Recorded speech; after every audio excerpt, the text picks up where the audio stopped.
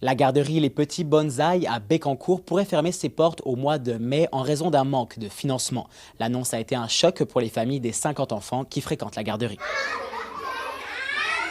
Les enjeux financiers, là, évidemment, là, c'est ce qui a fait déborder le vase, une augmentation du loyer qui était difficile à assumer pour elle. Ça fait déjà 10 ans que je me bats pour la conversion des places.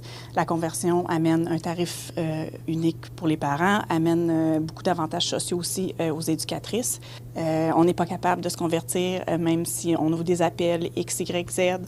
On n'y arrive jamais à passer au travers du processus où on se fait tout simplement dire, ben non, le donner à d'autres. Ça a été le choc. On ne s'attendait pas du tout à ça.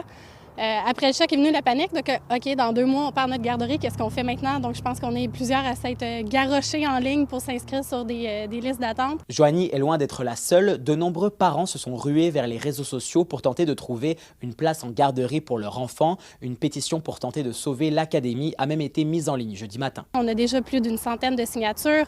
On a d'autres actions qui s'en viennent, mais on est vraiment derrière Julie et toute l'équipe de l'académie pour qu'on puisse sauver notre belle garderie. J'avais pas pris une décision finale, mais je m'étais dit, bon, mais je jette les gants et il se passera plus rien. Puis je m'attendais pas du tout à tout ça. Fait que, oui, tout cet amour-là, c'est vrai. Puis il y en a encore aujourd'hui. Là, je t'émotive. Il y en a encore beaucoup aujourd'hui, puis je les remercie, vraiment.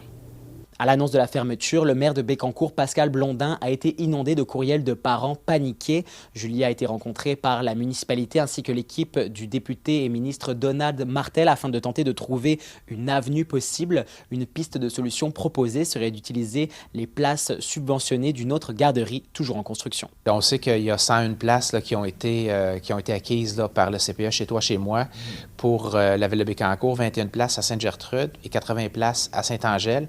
Mais à Saint-Angèle, la garderie n'est pas encore construite. Ce qu'on nous dit, c'est qu'elle devrait être construite d'ici le mois de décembre 2026, donc dans un avenir assez rapproché. Mais entre aujourd'hui et le mois de décembre, l'ouverture de la nouvelle garderie, qu'est-ce qu'on peut faire pour les 50 jeunes pour qu'ils puissent maintenir un service jusqu'à l'ouverture de la nouvelle garderie? Selon Pascal Blondin, le retour du ministère de la Famille pourrait être fait rapidement, étant donné l'urgence de la situation et l'implication du ministre Martel. À Bécancour, Samuel Bidot pour Nouveau Info.